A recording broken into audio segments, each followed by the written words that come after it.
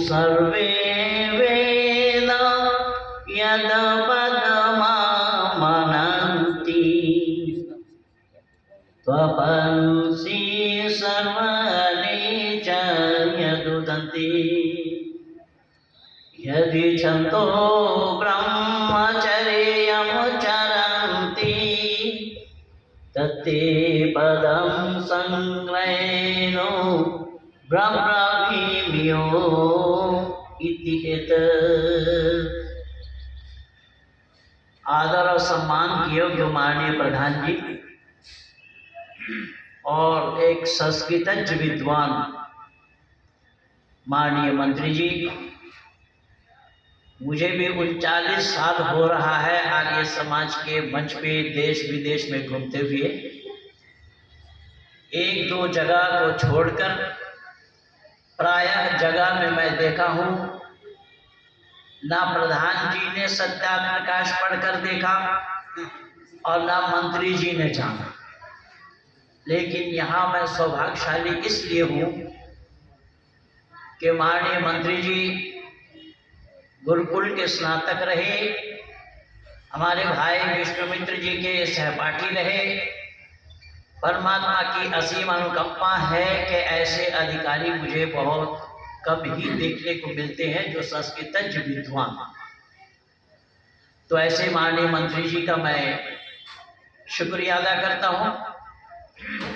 मंच पर आसीन भाई धनीराम जी ने अभी बताया मेरे लिए पुराने साथी, वाकई में मेरा भी जब आगमन हुआ आर्य समाज में तो मैं इन्हीं की टीम में भर्ती हुआ था 1983 में, स्वामी शक्तिवेश जी के माध्यम से गुरुकुल इंद्रप्रस्थ के द्वारा। तो ये मेरे गुरुकुल इंद्रप्रस्थ के साथी हैं, इसलिए उन्होंने कहा है। भाई आचार्य विष्णुमित्र वेदार्थी जी जो हमारे बड़े ही हृदय के निकट वास करने वाले हैं, हमारे पुराने साथी हैं, बहुत जगह हम लोग मिलते रहते हैं। परमात्मा की असीम अनुकंपा है कि ऐसे विद्वानों के सानिध्य मुझे प्राप्त होता रहता है। बहन अलका जी और सभा में उपस्थित धर्म सज्जन मान्य मातृशक्ति, बीच में कुछ गैपिंग के बाद पुनः मैं आप लोगों का दर्शन कर पाया हूँ। इस बिना पर मैं परम पिता परमात्मा का धन्यवाद ज्ञापन करता हूँ। माननीय मंत्री जी ने मेरे लिए एक विषय दिया है और आप सब लोग भी सुन चुके हैं। वो विषय है कि मूर्ति पूजा क्या केवल हिंदुओं के पास है या इस्लाम वाले भी मूर्ति पूजा करते हैं? ऐसे सही पूछिए तो केवल इस्लाम वाले ही नहीं, सभी जगह मूर्ति पूजा है। पर उस विषय में आने से पहले मैं एक बात अपने तरफ से जोड़ना चाहूंगा। वो ये है कि प्रायः लोग कहते हैं कि हम निर्धन हैं, हमारे पास धन नहीं है, पैसा नहीं है। अभी आचार्य जी भी बतला रहे थे अपने वक्तव्य में कि पीने के लिए पानी भी नहीं है। लेकिन मैं एक पते की बात आज आप लोगों से पूछता हूं कि जो लोग ये कहते हैं कि हमारे पास धन नहीं है, अगर आप 2 लाख या 5 लाख दे देंगे उन्हें तो क्या वो अपना किडनी आपको देने के लिए तैयार होंगे? आप लोगों से ही पूछ रहा हूँ। नहीं। हाँ जी, नहीं दे। अभी तो बता रहे थे कि कुछ नहीं है, धनी है।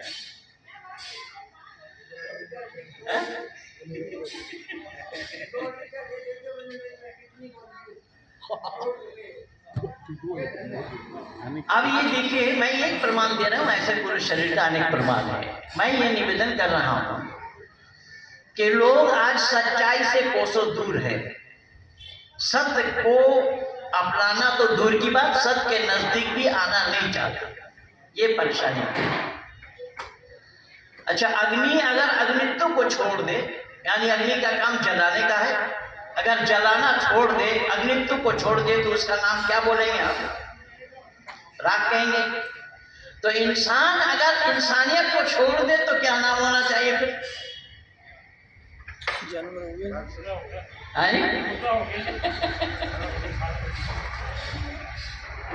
सब जगह इसी बात को लागू करते चले जाइएगा कि परमात्मा का इतना बड़ा एहसान जो ऋषि दयानंद ने बताया, किसी और से बताया जाना संभव नहीं हुआ। मैं दावा के साथ कह रहा हूं और कहता आया हूं 39 वर्षों से। ऋषि दयानंद ने जो खोज करके परमात्मा का पता दिया और ऋषि दयानंद ने जो परमात्मा का एहसान मानव पर किया हुआ है,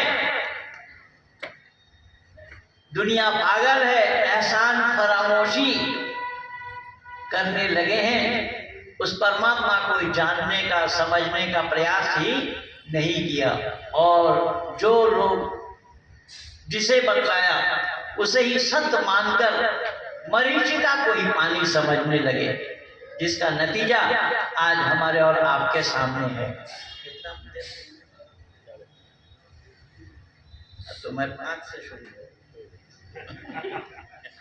कोई लिमिट नहीं है कि आप करो। नहीं, अतिशयोक्ति ठीक नहीं है। तो परमात्मा की असीम अनुकंपा है। ऋषि दयानंद ने परमात्मा की असीम अनुकंपा को जाना और ऋषि ने कहा मानव मात्र के लिए अगर पूजना है तो एक परमात्मा को छोड़कर किसी की भी पूजा नहीं होनी चाहिए। और जो ईश्वर स्तुति प्रार्थना उपासना के हम 8 मंत्र बोलते हैं, उसमें कई मंत्र का प्रमाण है। ओम सनो बंधुर्जनिता सविता धामानि वेद गुणानि विश्वा यत्र देवामृतमानशान स्थिति धामन दैरय लोगों वो परमात्मा सब लोगों के भ्राता के समान सुखदायक, सब लोगों का नाम स्थान और जन्मों को भी जानता है। कारण सबका राजा है, आचार्य है, न्यायाधीश भी है। इसलिए क्या करना चाहिए? तो ऋषि दयानंद लिख रहे सब मिलकर उसी की ही उपासना करनी योग्य है। ये एक पक्ष ये आया। दूसरा पक्ष मैं बतला रहा हूं कि कुरान के मानने वाले इस्लाम के जानकार लोग ये कहते हैं कि हम एक अल्लाह को छोड़कर और किसी की भी उपासना नहीं करते, लेकिन ये सच्चाई नहीं है। मैं एक एक करके कुछ प्रमाण प्रस्तुत कर रहा हूं।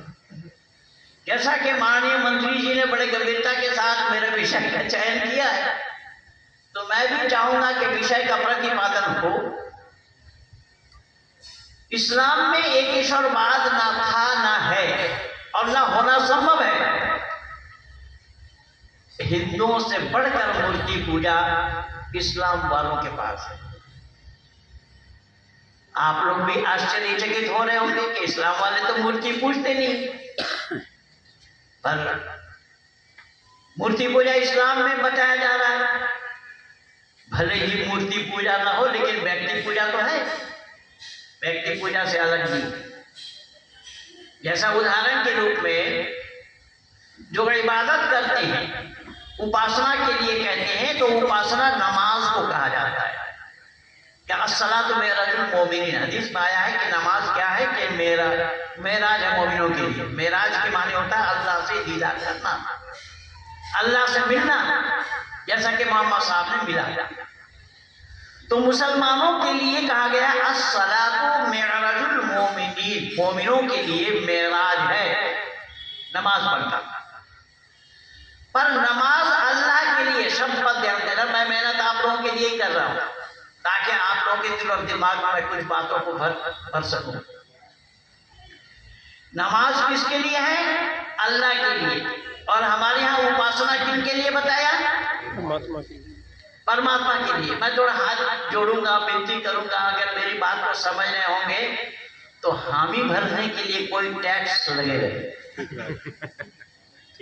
और मैं ये समझ जाऊंगा कि वाकई में मैं लोकालय में बोल रहा हूं। इसलिए मैं पूछना चाहता हूं आप लोगों से कि मेरी बात समझ में आ रही है क्या? यद्यपि मैं हरियाणवी बोली नहीं जानता हूँ, हाँ प्रयास करूंगा तो बोल भी सकता हूँ, क्योंकि मैं भी हरियाणा का ही प्रोडक्ट हूँ, गुरुकुल इंद्रप्रस्थ हरियाणा नहीं है। तो कहने का तात्पर्य मेरा यह है कि एक परमात्मा को छोड़कर और किसी की भी उपासना नहीं करनी चाहिए। ऋषि दयानंद वेद का प्रमाण देते हुए कह रहे हैं, एक परमात्मा को छोड़कर और किसी की भी उपासना नहीं है। कुरान वाले भी कहते हैं एक अल्लाह को छोड़कर किसी की भी इबादत नहीं है। अब आइए मैं प्रमाण दे रहा हूं, कहां तक सही है। मैंने ये बोला कि नमाज जो पढ़ते हैं वो अल्लाह की इबादत है, अल्लाह की उपासना है। तो जब नमाज पढ़ने से पहले अजान पुकारा जाता है, और अभी 2-3 जगह उस पर विवाद हुआ। बम्बई में सोनू निगम ने किया, इलाहाबाद में इलाहाबाद यूनिवर्सिटी के वाइस चांसलर श्रीवास्तव जी ने की भी, और उस पर मेरा वीडियो भी बना हुआ है। मैं इसलिए वीडियो बनवा रहा हूं ताकि 2 लाख लोगों में आपका ये कार्यक्रम पहुंचा दूं। परमात्मा की असीम अनुकंपा है, मेरा चैनल कोई छोटा नहीं है। मैं अपने आप ही अकेले अपने बलबूते पे ये चैनल खड़ा किया।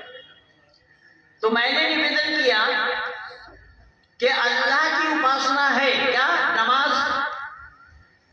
तो नमाज के लिए पहले बुलाना पड़ता है। किनको? नमाजियों को, जिसका नाम अजान है। अजान माने बुलावा। किनको बुलावा? नमाजियों को। उसमें बोल है, मैं बोल करके ही सुना देता हूँ। हय्या अलस सलाह,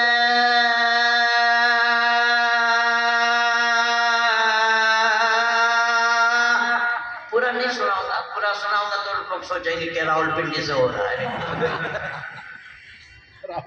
क्योंकि ट्रेनिंग पूरी है। हय्या अलस सलाह के माने आओ कामयाबी की तरफ। तो कामयाबी है क्या? नमाज में कामयाबी है, नमाज में कामयाबी है। नमाज क्या है? अल्लाह की उपासना है। लेकिन सही अर्थों में क्या अल्लाह की उपासना है नमाज में? जब ये अजान पूरी खत्म हो जाती है, 2-2 बोल है, 2-2 बार बोला जाता है इस अजान में। तो जब अजान खत्म हुई तो अल्लाह से दुआ मांगा जाता है, अल्लाहुम्मा रब्ब हादिहि दावति ताम्मा वस्सलातिल कायमा आति मुहम्मदिल वसीला वल फजीला वद्दरजतर रफीआ वबअसहु मकामम महमूदन लज़ी वअदतह वरज़ुकना शफाअतहु इन्नका ला तुखलिफुल मिआद। अल्लाह से प्रार्थना की गई, ऐ अल्लाह तूने वादा किया है। क्या बोला? तूने वादा किया। क्या बोला गया? किसको बोल रहे हैं? कौन? अल्लाह को बोल रहे हैं। कौन? इंसान। तो जब इंसान ये कह रहे हैं अल्लाह तूने वादा किया है, तो अल्लाह को भूलने की आदत है क्या? ये इंसान सुझाव दे रहे, अल्लाह तूने वादा किया, कहेगा कि मोहम्मद के आल अयाल पर, मोहम्मद के वंशजों पर तू अपना रहम वो करम इनायत फरमाने वाला है। जब अल्लाह ने वादा किया तो दिन भर में 5 बार मुसलमानों को याद दिलाना पड़ेगा अल्लाह को।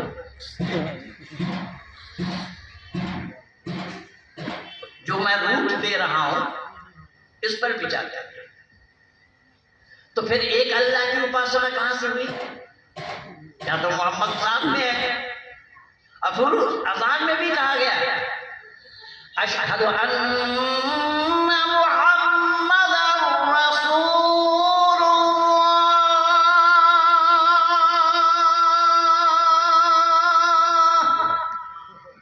गवाही देता हूं मैं मोहम्मद अल्लाह का रसूल है। अरे भाई, नमाज अल्लाह के लिए, नमाज पढ़ने वाले नमाजी तो अल्लाह के लिए नमाज पढ़ रहे हैं और मोहम्मद के नबी होने की, रसूल होने की गवाही दे रहे हैं।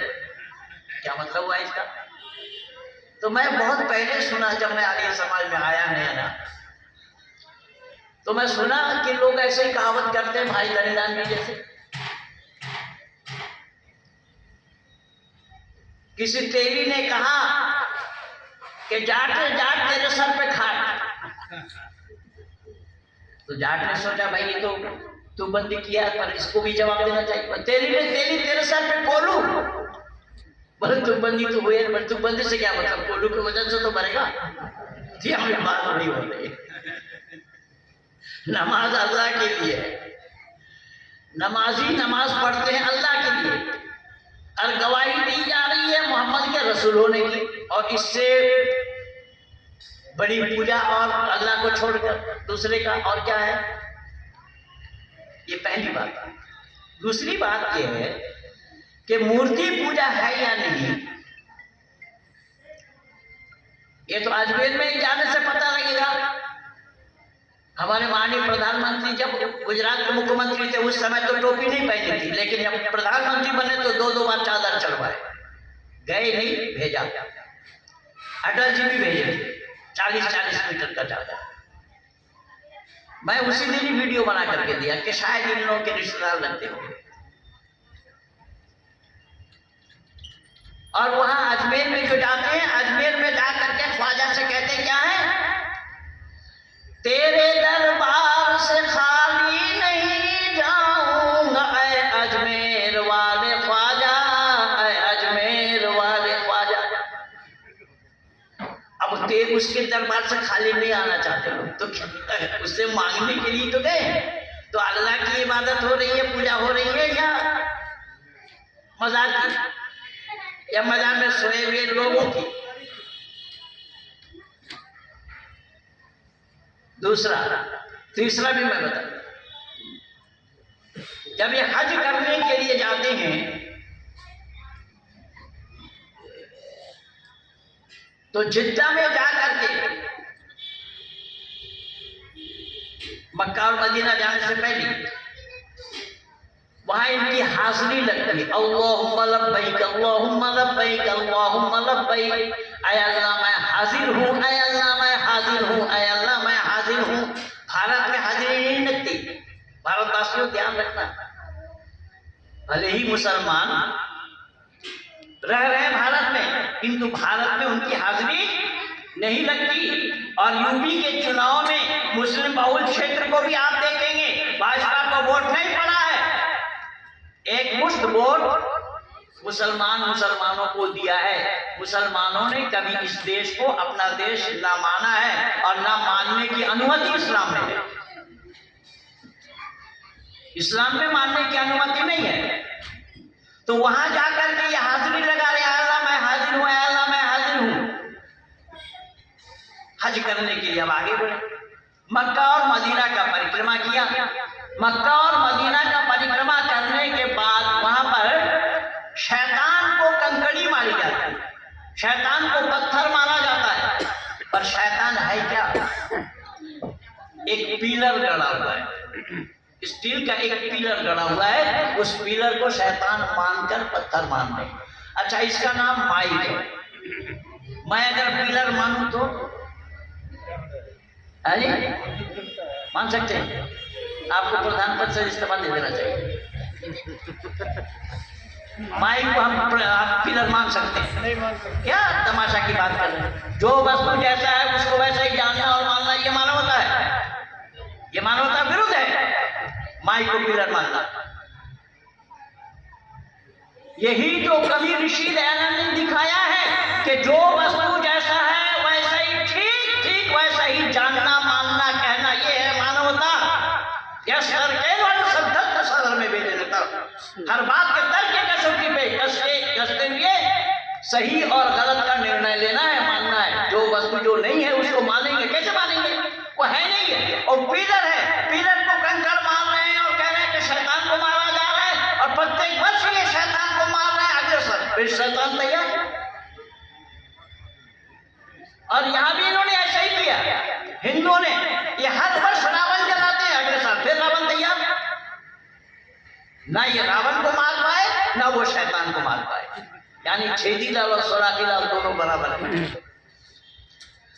ऋषि दयानंद ने साफ शब्दों में मना किया है कि ये गलत हो रहा है, ये तरीका गलत है। जो वस्तु जैसा है उसको ठीक वैसा ही जानो, मानो और कहो। जो वस्तु जो नहीं है उसको वो कहोगे तो वो मानवता विरुद्ध है। इसलिए तो मैं पहली बैठ नहीं बोला था कि मानवता लोप हो रहा है। मानवता को हम छोड़ते चले जा रहे हैं। मानवता क्या है उसको हमने जानने का प्रयास ही नहीं किया। मानव नाम हमारा क्यों पड़ा उसको हमने सोचने के लिए भी हम तैयार नहीं। ये सब दुर्भाग्य है और इन दुर्भाग्य को जब तक हम तिलांजलि नहीं देंगे, इन असत्य को जब तक हम तिलांजलि नहीं देंगे तो हम मानव कहलाने के हकदार नहीं बनेंगे। अब जो शैतान नहीं है उसको शैतान मानना, शैतान जानकर उसको कंकर मारना, ये सही है या गलत है? तो मूर्ति पूजा नहीं तो और क्या है? ये तो मूर्ति पूजा करते हैं हिंदू और वो कब्र को भी पूछते हैं, उस पर चादर चढ़ाते हैं। जबकि हदीस में कब्र को पक्का ना बनाओ, ना चादर चढ़ाओ उस पर और ना बैठो उसके नजदीक, साफ मना है। लेकिन ये करते हैं। अगर देवबंदी वाले भारत में नहीं करते हैं, देवबंदी वाले कहते हैं कि हम मूर्ति पूजक नहीं है, वो बरेलवी वाले मूर्ति पूजक है। बरेलवी वाले तो यहाँ तक कहते हैं कि वो साफ है, वो लोग जो कहते हैं बशर है। अर्थात बरेलवी अकायद के लोग ये मानते हैं कि मोहम्मद का पहला लेटर मीम है और मीम पर पर्दा पड़ा हुआ है, पर्दा उठ गया तो अल्लाह मोहम्मद है, मोहम्मद अल्लाह है। और ऋषि दयानंद बतला रहे हैं कि इससे बड़ा शिर्क और क्या है, इससे बड़ा मूर्ति पूजा और क्या है। और कुरान गवाह है, वातिउल्लाह वातिउर रसूल, इताअत करो मेरी और मेरे रसूल की। अल्लाह को कोई पाना चाहता है तो पहले मोहम्मद को पाना पड़ेगा, मोहम्मद को पाए बिना कोई अल्लाह को नहीं पा सकता। इससे बड़ी मूर्ति पूजा और क्या है। कुल इन कुंतुम तुहिब्बूना अल्लाह फत्तबिऊनी युहिब्बुकुमुल्लाह व यग़फिर लकुम ज़ुनूबकुम वल्लाहु गफूरुर रहीम। अल्लाह को कोई पाना चाहता है तो अल्लाह ने कहा कि मेरे हबीब को पहले पाना पड़ेगा, मेरे हबीब को पाए बिना कोई मुझको नहीं पा सकता। लेकिन सौभाग्यशाली हम हैं कि हमारे यहाँ पर परमात्मा को पाने के लिए कोई बिचौलिया नहीं है और ना किसी बिचौलिया की आवश्यकता है। ऋषि दयानंद ने कहा वो परमात्मा तन्हा है, वाहिद है, ला शरीक है, वहदहू ला शरीक, किसी का ही नाम है। अब अरबी जुबान में कहा तो लोगों ने ठीक कि वहदहू ला शरीक है, लेकिन अल्लाह को कहा गया है उसकी कोई शरीक नहीं। लेकिन हर जगह अल्लाह ने मोहम्मद को शरीक बना रखा है, इसके बावजूद भी कह रहे हैं कि मूर्ति पूजा नहीं। ऋषि दयानंद को कहना पड़ा इसीलिए कि मूर्ति पूजा नहीं है, ये कहना इस्लाम वालों के लिए जायज नहीं है, ना किसी मतांतर वालों के लिए जायज है। क्योंकि हर मतांतर में सबका एक प्रतिनिधि है, उस प्रतिनिधि को माने बिना कोई उस मत का अनुयायी नहीं हो पाएगा। जैसा लोग बौद्ध धर्म कहते हैं जबकि धर्म नहीं है, बौद्ध मत है। बौद्ध मत के मानने वाले जो बौद्धिस्ट हैं वो बुद्ध को माने बिना बौद्धिस्ट बन जाएंगे। क्या ख्याल है आप लोगों का? हाथ जोड़ रहा हूँ, विनती कर रहा हूँ। नहीं माने। महात्मा बुद्ध को महात्मा माने बिना बौद्धिस्ट बन जाएगा क्या? नहीं। महावीर स्वामी को माने बिना कोई जैनी बन जाएगा क्या? नहीं। कोई ईसा मसीह को माने बिना ईसाई बन जाएगा क्या? नहीं। कोई हजरत मोहम्मद साहब को माने बिना कोई मुसलमान बन जाएगा क्या?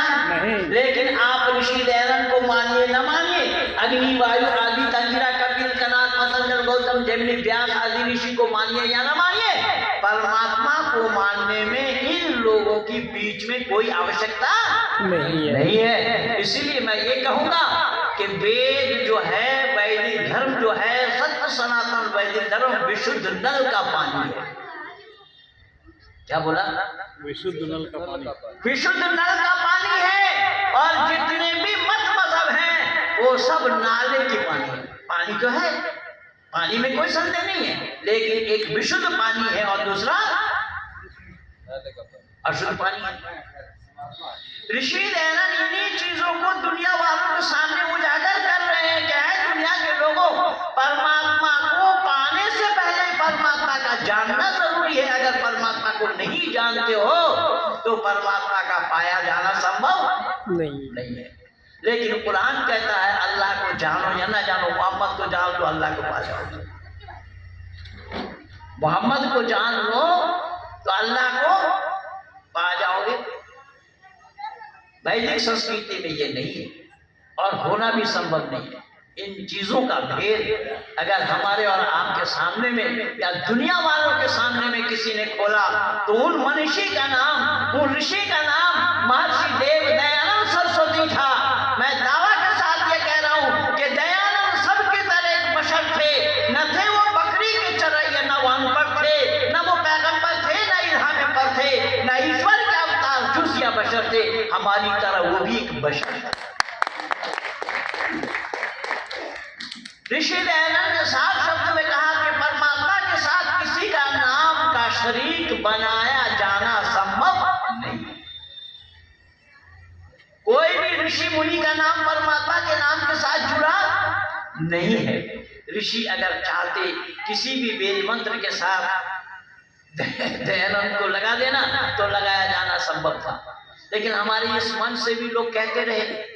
जयप्रकाश तो मरते दम तक यही कहता रहा जब मुसलमान बन करके मर रहा है। हमारे मित्र को मालूम है, खुर्शीद आलम दयानंद रसूलुल्लाह कहता था। मैं उसका विरोध किया, भाई सब बेतुकी बातों को क्यों कर रहा है हमारे मंच में? दयानंद रसूलुल्लाह का क्या मतलब है? जैसे वो ला इलाहा इल्लल्लाह मुहम्मद रसूलुल्लाह कहते हैं तो वो कहते थे कि ला इलाहा इल्लल्लाह दयानंद या रसूलुल्लाह। मैंने कहा कि बिल्कुल बेकार और फिल्म की बातें हैं। दयानंद ने ऐसा शब्द मना किया।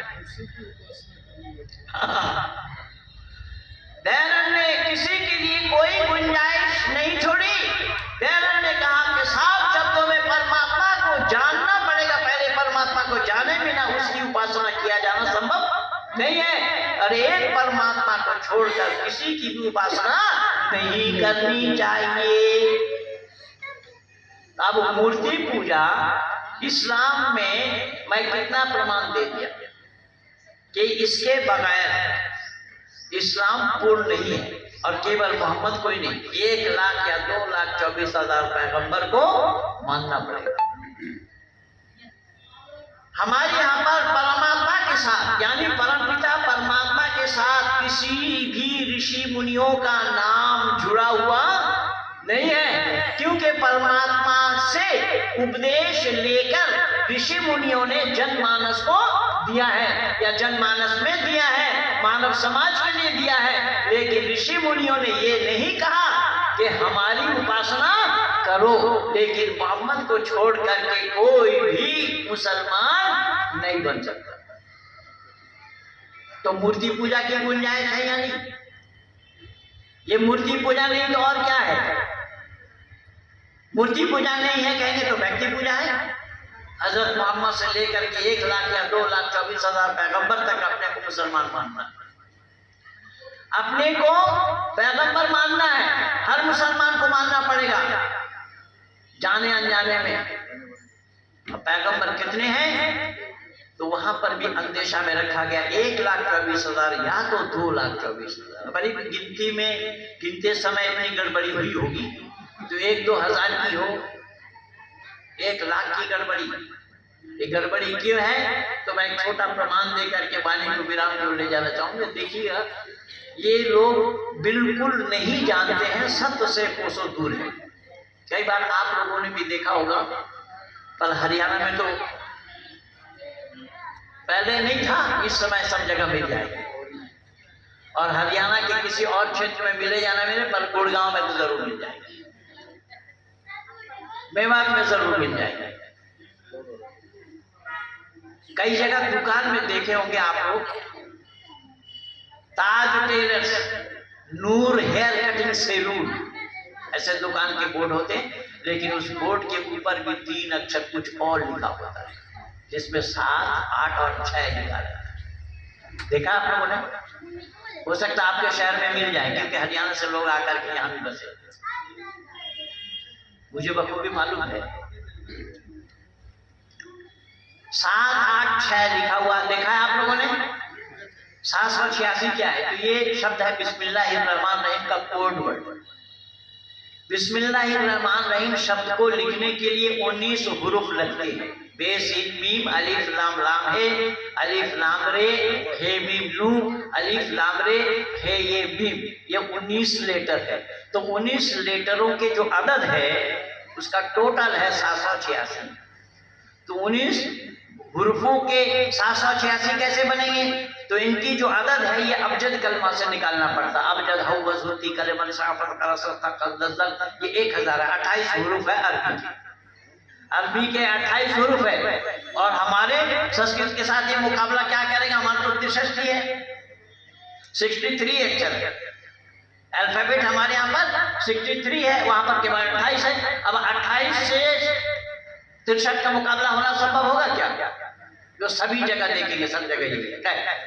तो यहाँ पर ये जो 19 हुरूफ बताया गया है अबजद कलमा से, तो 1 2 3 4 5 6 7 8 9 10, 10 के बाद कितना होता है? पर वहां है 20 30 40 50 60 70 80 90 100 के बाद कितना होता है? पर वहां है 200 300 400 500 600 700 800 900 1000, ये 28 है। तो ये बिस्मिल्लाहिर्रहमानिर्रहीम बात को लिखा गया वो 786 में कोड वर्ड है।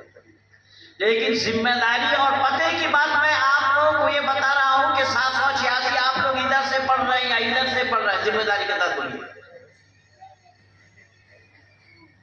आप लोगों से ही पूछ रहा हूं मैं, 786 जो आप पढ़ रहे हैं वो इधर से पढ़ रहे हैं या इधर से? अरे लेफ्ट से। आप जिधर से लिखते उधर से पढ़ रहे हैं, पर उर्दू को दाहिने से लिखा जाता है, दाहिने से पढ़ा जाता है। तो उर्दू में अगर दाहिने से लिखेंगे, दाहिने से पढ़ेंगे तो 687 बनेगा या 786 बनेगा? 687 बनेगा।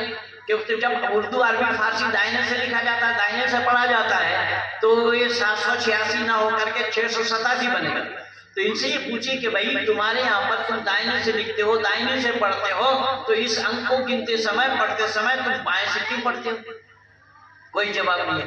9 तक इनका है, बाएं से लिखना, बाएं से पढ़ना। 1 2 3 4 5 6 7 8 9 तक आया। 10 लिखेंगे तो आपका वैदिक संस्कृति को अपनाना पड़ेगा।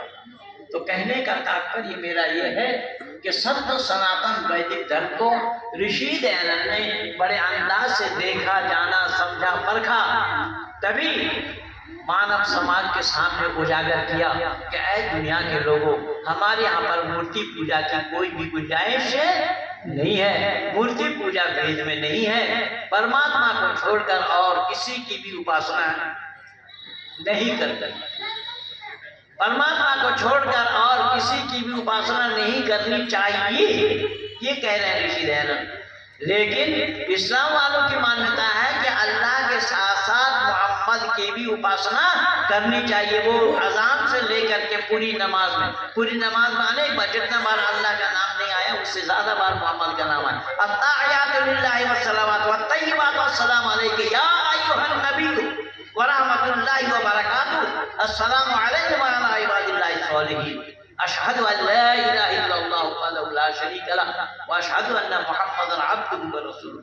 ये यानी पूरी नमाज में अल्लाह से ज्यादा बार मोहम्मद का नाम लेना पड़ा।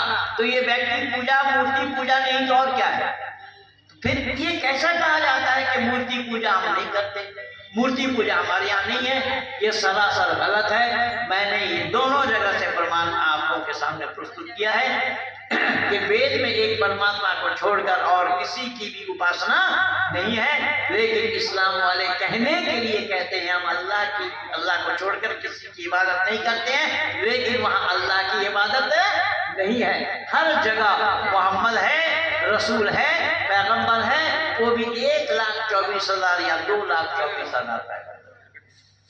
और कुरान गवाह है, वमा अरसलना मिर रसूलिन इल्ला बिलिसानि कौमिही लियुबय्यिना लहुम। अल्लाह ने बोला कि मैंने जो रसूल भेजा हर एक कौम की जुबान में मैंने रसूल भेजा, जबकि रसूल केवल 4 ही आए हैं, मूसा, दाऊद, ईसा और मोहम्मद, ये 4 रसूल हैं।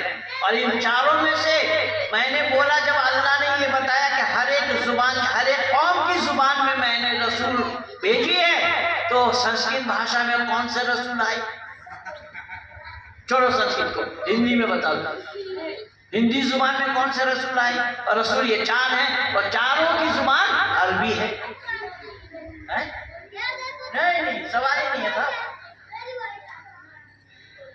एक अरबी को छोड़ करके किसी भी जुबान में रसूल अल्लाह ने नहीं भेजे। तो अल्लाह के पास पक्षपात है या नहीं है?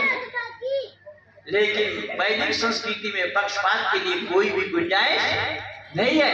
परम पिता परमात्मा को छोड़कर किसी की इबादत नहीं। एक परमात्मा को वहदहु ला शरीक, इसी का ही नाम है कि वाहिद है, तन्हा है, एको देवा सर्वभूतेषु गुणो सर्वव्यापी सर्वभूतान्तरात्मा। वो परमात्मा एक है, वो ब्रह्मांड के रचयिता है, सृजन करता है, स्थिति करता और प्रलय करता है। परमात्मा ने सृष्टि की रचना के बाद सृष्टि को अपने काबू में किया हुआ, अपने वश में किया हुआ है। वो कितने हैं? तो फौरन वेद से ही आपको जवाब मिला, न द्वितीयो न तृतीयो चतुर्थ न पंचते न पंचमा न षष्ठा, शब्द बहुत 10 तक गिनाया गया। हाँ, परमात्मा एक है, 2 नहीं, 3 नहीं, 4 नहीं, 5 नहीं, 6 नहीं, 7 नहीं, 8 नहीं, 9 नहीं, 10 भी नहीं है। ऐ दुनिया के लोगों, उस परमात्मा को जानो, उसकी इबादत करो और मानव बनने का प्रयास करो, मानव होने का परिचय दो। अल्लाह को छोड़कर किसी और की इबादत करोगे तो बात बनने वाली नहीं है। इसीलिए मैं अभी असदुद्दीन ओवैसी को बोला, परसों मैं रात को वीडियो बना करके दिया। असदुद्दीन ओवैसी बड़ा चिंता कर रहा था, मोदी चले जाएंगे पहाड़ों में, योगी चले जाएंगे आश्रम में। मैंने कहा कि तू कबड्डी खेलेगा? बोले इंशाअल्लाह, अल्लाह ने चाहा तो हम दिखा देंगे। मैंने कहा इंशाअल्लाह सब भी गलत है। जब अल्लाह ने चाहा ये बता रहा तुम, अल्लाह ने अभी नहीं चाहा। अल्लाह को अभी क्या बीमारी हुई जो अब चाहने में और आगे जाके के चाहने में अंतर क्यों आ रहा है? अल्लाह ने अभी नहीं चाहा। भारत द्वारा पाकिस्तान में जो सैनिक स्ट्राइक हुआ तो अल्लाह ने चाहा कि नहीं चाहा? अल्लाह अगर ना चाहे, वमा तशाऊना इल्ला यशाअल्लाहु रब्बुल आलमीन, मैं नहीं कह रहा, कुरान कह रहा है। अल्लाह ने कहा तुम्हारे चाहे बगैर कुछ नहीं होता जब तक मैं ना चाहूं। मैंने कहा अल्लाह के बिना चाहे कुछ नहीं होता। तो योगी को मुख्यमंत्री बनाने में अल्लाह की चाह है या नहीं, जरा वही बता दो। ये सब बेकार और फजूल की बातें करते हैं। इसीलिए मैंने निवेदन किया, ये सारा खजाना मुझे अगर कहीं से मिला है वो ऋषि देव दयानंद से मिला है। अगर दयानंद अपने आगोश में ना लेते होते तो फिर मौलवी महबूब अली को महेंद्रपाल बनाया जाना संभव नहीं है। हरिराम जी ने तो मेरे को दाढ़ी वाला चित्र को भी देखा, या हमारे उस दिन के साथ किया। तो ये परमात्मा की असीम अनुकंपा है कि ऋषि देव दयानंद ने एक ईश्वर पाद का उजागर किया है। हम और आप ऋषि दयानंद के लगाए गए बाग के सींचे हुए पौधे हैं। इसीलिए ऋषि दयानंद के अनुयायी बन करके हमें और आपको जीना चाहिए। मैं अतिक्रमण न करता हुआ यहीं पर ही अपने वाणी को विराम दे रहा हूँ। आप सब लोगों को बहुत बहुत धन्यवाद।